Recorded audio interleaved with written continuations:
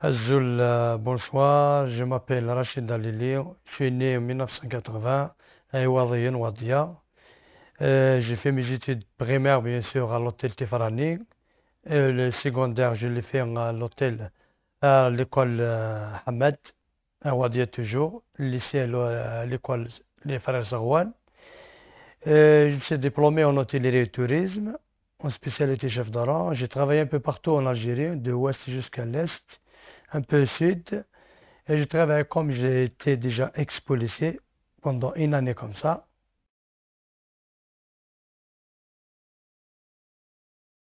J'ai rentré à la police en 2009-2010. J'ai travaillé une année. J'ai fait mon stage à la police à Djelfa, en Algérie, ça c'est sûr. Pendant une année, 9 mois de stage. Après, j'ai été transféré comme employeur direct à l'unité républicaine à Tizi Ouzou, à Bourg-Alpha. Et j'ai passé une affaire de 6 mois comme ça à l'unité.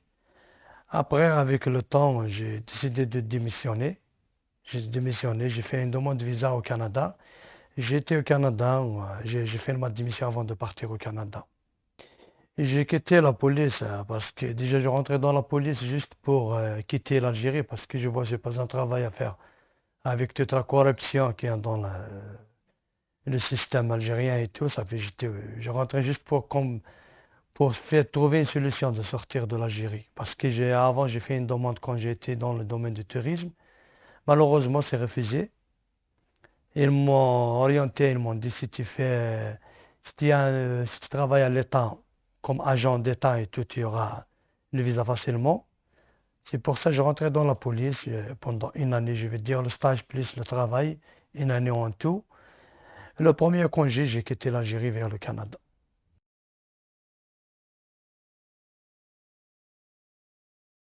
J'ai commencé en 20 avril 2015 parce que j'ai déjà des amis qui sont intéressés par ça, qui sont militants et tout. Et en plus, nous en Kabylie, on le 20 avril, tout le monde sort pour une manifestation de printemps berbère. Et puis j'ai été pour la marche, j'étais à Tizi Ouzou. Et c'était une occasion, j'étais avec mes amis et tout. J'ai trouvé qu'en quoi le MAC, il a beaucoup de militants, des intellectuels encore. C'est des gens sages, pacifistes et tout. Je suis intéressé à la cause. J'étais déjà automatiquement, je suis kabyle. J'étais intéressé au MAC. Et à partir de là, je commence à à chercher à comprendre sur le programme de MAC, et les militants et tout. Et ça y est, après je rentrais, je marche, j'ai fait des affiches un peu partout pour appel en marche, au rassemblement, au meeting et tout. Et j'ai été à partir de 2015, je participe, on peut dire, à la majorité des marches et des rassemblements. À partir de là même, j'ai été plusieurs fois arrêté.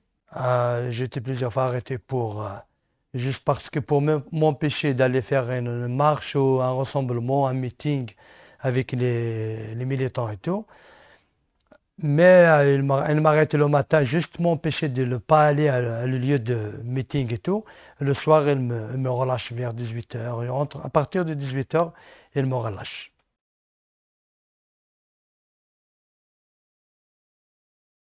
J'ai quitté l'Algérie en 2000, j'ai quitté l'Algérie en 2020, le 2 février 2020, après avoir reçu une convocation pour aller en justice avec des accusations très très graves à la justice à Alger, à Sidi Mohamed.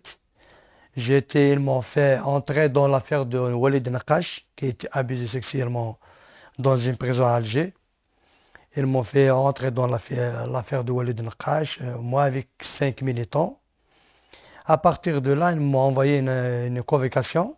Et je sais bien, si je pars à Sidi Mohamed, ils vont m'arrêter sur place. C'est ce qui est arrivé à tous les militants. Notre militant, à chaque fois, il envoie une convocation pour un militant, il ne revient plus. À partir du palais de justice directement vers la prison, j'ai décidé de quitter vers la Tunisie le 2 février 2020.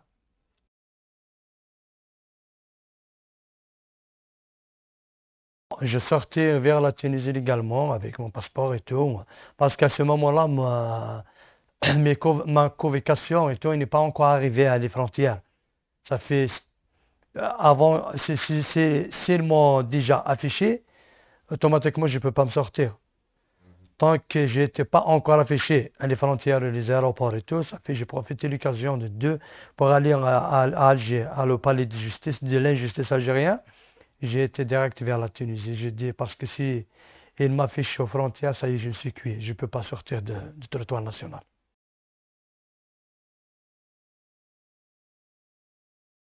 Et Suleiman, je l'ai rencontré à Tunis, à la capitale tunisienne, bien sûr. J'étais juste un ami qui m'a donné ses coordonnées et tout.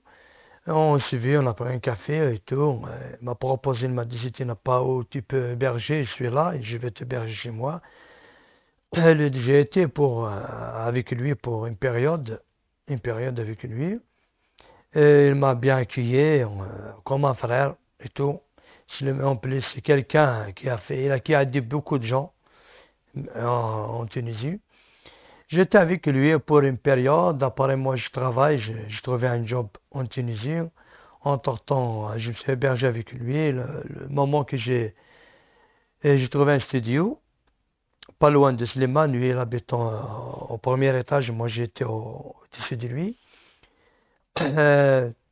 On sort, on fait des sorties. On a été plusieurs fois dans des festivals à Mazir, à Tunis, à Sousse, un peu partout. On sort avec des amis à Mazir tunisiens et tout. À partir de là, presque je vois Slimane pas chaque jour. Je peux dire chaque jour, chaque soir. Quand je sors de travail, je rencontre Slimane, tant qu'il habite juste au-dessus de moi.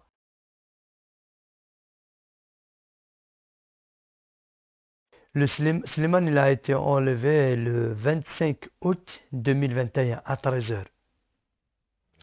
À Haït Tahrir, Haït Hadiqa, à Tunis. Comment ça s'est passé? Ça a été Slimane le jour-là, s'il était automatiquement le 25 août 2021 à 13 heures. Slimane, il reste beaucoup à la maison, il ne sort pas beaucoup. Déjà, il est malade. Il a beaucoup de maladies, comme la goutte, beaucoup de maladies. Il ne reste pas à la maison, sauf s'il a besoin de quelque chose à faire des courses et tout. Moi, le moment-là, j'étais au travail. Le moment où j'étais au travail, Slimane, il a fréquenté une personne qui s'appelle Ali. C'est un Tunisien, il a des origines, on peut dire algériennes, c'est ce qu'il a dit à Slimane. Et tout, je l'ai vu une fois, la personne Ali là. Après, à partir de là, Slimane, il sort avec lui. Même je me souviens, une fois, je sortais de travail, j'ai cherché Slimane à son studio, je ne l'ai pas trouvé. Je l'ai appelé. Et il m'a répondu, il m'a dit, je suis avec Ali. C'est son ami dans une cafétéria et tout. Il m'a dit, je rentre le soir. Le soir, quand il est rentré, il ne m'a pas contacté parce que c'est tard. Le lendemain matin, je l'ai vu et tout. Je lui ai dit, Slimane, essaye d'éviter des fréquentations comme ça. Plus de fréquentation, tu auras plus de problèmes. Il m'a dit, non, la personne là, je le connais, on va très bien, comme ça. Le 25 août 2021 à 13 heures, Ali là, qui est venu avec deux agents algériens, avec un 4x4 noir, avec une bande grise, et à 13 heures, automatiquement, Slimane, il n'ouvre pas la porte. Même moi, quand je l'appelle, il n'ouvre pas la porte, il ouvre direct les volets, on peut dire la fenêtre, il a avec des barreaux. Il regarde la personne qu'il a appelée. S'il te reconnaît, il t'ouvre la porte. Automatiquement, Slimane, il a reconnu Ali. Il a ouvert la porte et les deux autres là, ils l'ont attaqué. Ils l'ont même frappé. Ils l'ont même frappé dans son studio. Parce que c'est la propriétaire qui m'a dit, moi j'ai pas insisté, j'étais au travail automatiquement. La propriétaire qui m'a dit qu'en quoi il a entendu des meubles bouger comme ça pour une petite période. Après, c'est le silence. Après, il m'a dit, il a vu des gens qui ont sorti ils ont tout ramassé ses affaires dans une valise, une grande valise. Ils l'ont ramené dans le 4x4. Après, ils ont ramené Slimane, ils ont retourné dans le studio. Non, je crois qu'ils l'ont piqué avec quelque chose et tout, parce qu'il n'est pas conscient. Tu veux dire, il était drogué? Soit drogué, soit piqué avec, je sais pas. Après, ils l'ont pris à trois des jambes, un de la tête, et l'ont mis dans le 4x4 double cabine en arrière. Là, une personne, Ali là, et qui est tunisien, elle est partie à pied, et les autres, ils sont partis avec le 4x4. Il était présent, parce que Slimane ne peut pas t'ouvrir la porte s'ils ne te connaissent pas. Il te regarde d'abord avec, dans la fenêtre, parce qu'avec des barreaux. S'il te voit, c'est la personne qui connaît, il t'ouvre la porte, sinon ils te disent, je n'ouvre pas la porte. Il fait Et des comment fois. tu sais que c'est Ali et pas une autre personne? Parce que Slimane connaît juste Ali. Les autres personnes, je les connais très très bien. Moi, je sors avec eux, j'ai aucun problème. Et Ali là, il a même parlé sur Slimane des choses floues, il a dit, j'ai des affaires, j'étais algérien, j'ai des affaires en Algérie, l'État algérien il m'a volé ça, et tout. Ce soit parce qu'à partir du jour-là, Ali là, j'ai essayé de chercher ses nouvelles. Même lui aussi, il n'a pas cherché les nouvelles de Slimane. Il sait bien, il était kidnappé et tout, mais il n'a pas cherché les nouvelles depuis ce jour-là, ni vu ni connu. Il a disparu.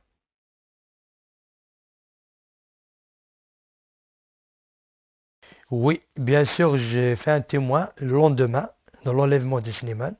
J'ai fait un témoin tant que la propriétaire il a déposé à la police de Haït Tahrir, au commissariat de police. Les Tunisiens disent le Hakem. Après, ils ont venu, ils ont fait des photos et tout. Moi, le lendemain, vers 9 heures, à la première heure d'ouverture de HCR, j'ai été à HCR sur le lac 1, qui se trouve au lac 1, à Tunis. J'ai vu, la première fois, ils m'ont dit, il faut prendre un rendez-vous. J'ai dit, je ne prends pas rendez-vous parce que c'est quelque chose d'urgence. C'est un kidnapping, et tout et tout. En plus, pour moi encore, c'est un risque. Pour moi, je ne suis pas en sécurité tant que mon ami l'a enlevé. Moi, je suis chanceux, ils ne m'ont pas trouvé. J'ai fait un témoignage là-bas. Ils m'ont ramené un étranger avec une traductrice. Et ils m'ont fait je peux dire, un entretien et tout comme ça. Un rapport, ils ont fait un rapport, une affaire de 3 pages et tout. J'ai parlé qu'est-ce que j'ai vu, qu'est-ce que la propriétaire m'a dit et tout. Et ils ont fait le rapport. Malheureusement, le HCR de la Tunisie n'a aucune nouvelle de Slimane, aucune poursuite sur le dossier de Slimane.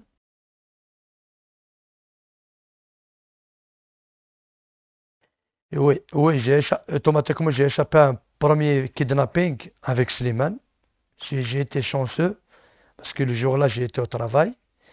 La deuxième fois, le 25 janvier 2022, j'ai sorti de travail avec un ami tunisien qui travaille avec moi. On a sorti vers 18 heures comme ça, de travail. Le moment-là, j'habite à Tunis, sur une autre adresse, sur la rue de Carthage, boulevard Carthage, la rue d'Italie. Le studio pas loin d'une agence de taxi et tout. J'ai sorti avec un ami, on travaille ensemble, vers 18 heures. On a été où on habite. Il y a 3 jeunes qui m'ont traversé la route. Un qui m'a parlé en tunisien, avec l'arabe tunisienne. Et les 2 autres, ils m'ont frappé. Il m'a parlé un autre avec un arabe algérien. Il m'a dit, tu es algérien? Je dis, non, non, je suis kabyle, je ne suis pas algérien. Les 2 autres, ils m'ont frappé à l'œil. Ils m'ont même blessé. J'ai tombé à terre. Après, ils voulaient me frapper à terre. Mon ami là, il a intervenu. Ils étaient à 3, nous on était à 2. Après, il y a 3 autres qui sont venus. Mon ami la tunisienne m'a dit, Rachid, on va se casser parce qu'ils sont à 6. On est fui, on est rentré dans le meuble qu'on habite parce que c'est pas loin, une affaire de 100 mètres à 50 mètres à 100 mètres comme ça. On a appelé la police ils sont venus.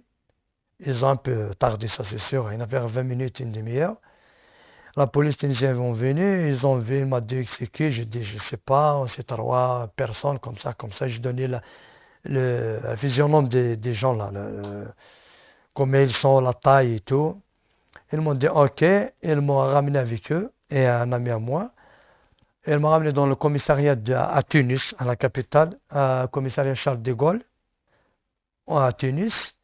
Ils ont fait le rapport et tout, j'ai déposé plainte vers jusqu'à 1 heure du matin. Après, ils m'ont dit d'aller à l'hôpital à Tunis toujours, l'hôpital Charles Nicolle, pour me soigner. Je me suis arrivé là-bas. Ils m'ont fait un scanner pour mon œil, parce que j'ai même les frappes dedans. Ils m'ont fait un scanner, une radio. Ils m'ont dit, de toute façon, dedans, ça va mieux. Tu n'as pas touché l'œil profond du tout. Ils m'ont fait 4 échographes. 4 échographes. Ils m'ont donné même un certificat médical que j'ai déjà. À partir du jour-là, je me sens un peu...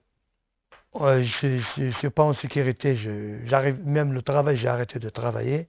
Déjà, j'ai pris 15 jours de maladie. Après les 15 jours-là, je ne peux pas retourner au travail parce que j'ai toujours peur pour ma sécurité. Je suis pas en sécurité. Et j'ai décidé de quitter la Tunisie.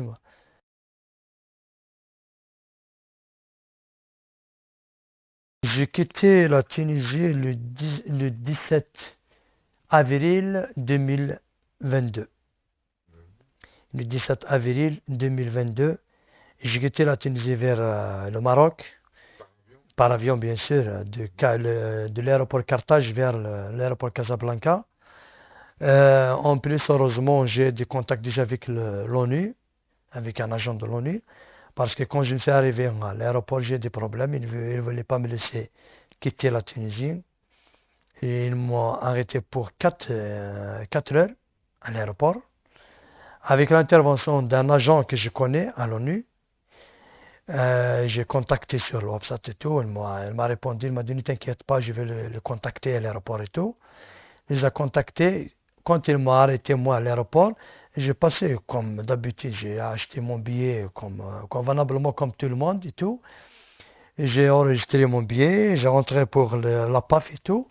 Et dès que je donnais mon passeport, ils ont frappé dans leur système. Ils m'ont dit, c'est Rachid El-Hamed, son Facebook et tout. Ils ont pris mon passeport avec le billet. Ils m'ont dit de le suivre dans un bureau à l'aéroport. J'étais dans le bureau à l'aéroport. Ils m'ont fait un interrogatoire à l'aéroport. Des questions, est-ce que tu as des problèmes ici en Algérie? Est-ce que tu étais recherché en Algérie? Comment tu es ici? Comme ça, comme ça. Je te répondais. Après, ils m'ont sorti dehors. Ils m'ont dit, reste ici. J'ai resté là-bas. Il y a un policier qui est venu. Il a pris mon passeport. Il commence à appeler au téléphone. Il regarde mon passeport. Il m'a lancé par le poste radio. J'ai quitté Tunis, mais difficilement.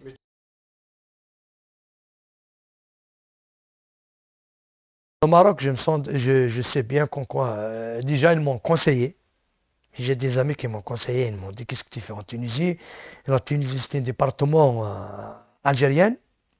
Tu as vu qu'est-ce qui t'est arrivé là-bas et tout.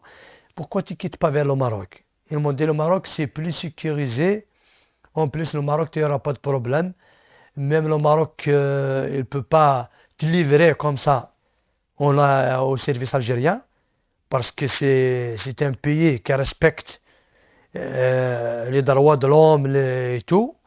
Ils m'ont dit, ils ne vont pas te livrer. Et en plus, il y a des Algériens même qui sont ici au Maroc, qui sont réfugiés. Des Algériens qui sont réfugiés ici au Maroc, ils n'ont aucun problème et tout.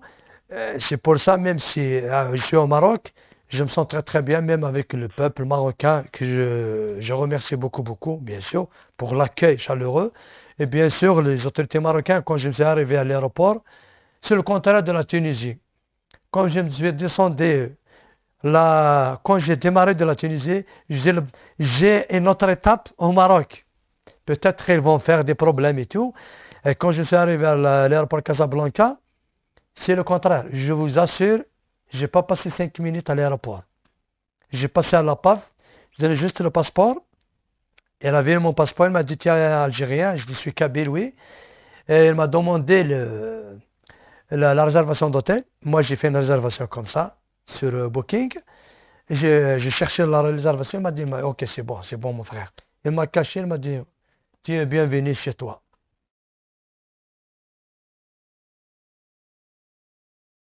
Que j'ai le vol à 23h15. Si les joueurs de Wydad, ils n'ont pas fait le retard, je t'assure, maintenant, je suis à Al-Khali'a, à la prison en Algérie, soit Al-Khali'a, soit Al-Harrach, avec des tortures du pouvoir criminel algérien, ça c'est sûr, comme ils ont fait à Slimane. pur. En moi, peut-être, c'est pur. Ça fait grâce, un grand merci pour les joueurs de Wydad Casablanca qui m'ont sauvé. Peut-être aujourd'hui, je suis en sécurité, je suis en vie.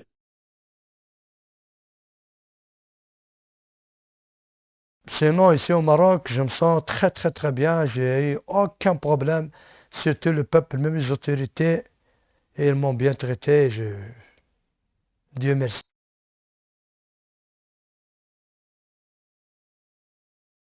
Parce que l'État algérien, il est capable à tout. Même si j'ai même des amis qui ont plus de 300 amis, frères et sœurs, même à leur tête, la présidente du Congrès mondial à Mazir, Kamira Nassed, qui sont présents, je pense toujours à eux, bien sûr. C'est mes frères qui sont derrière les barreaux pour rien, pour un mandat de dépôt, pour rien, pour 2 ans mandat de dépôt, pour des gens qui n'ont rien fait, qu'ils ont traités comme des terroristes, qu'ils n'ont jamais fait, même pas jeter une pierre ou casser quelque chose. Ils l'ont mis une étiquette de terroriste comme ils l'ont mis à moi ici, hein. Ils l'ont même à tous les militants de MAC, même à M. Silway, à Farhat Assel, que je passe un grand bonjour.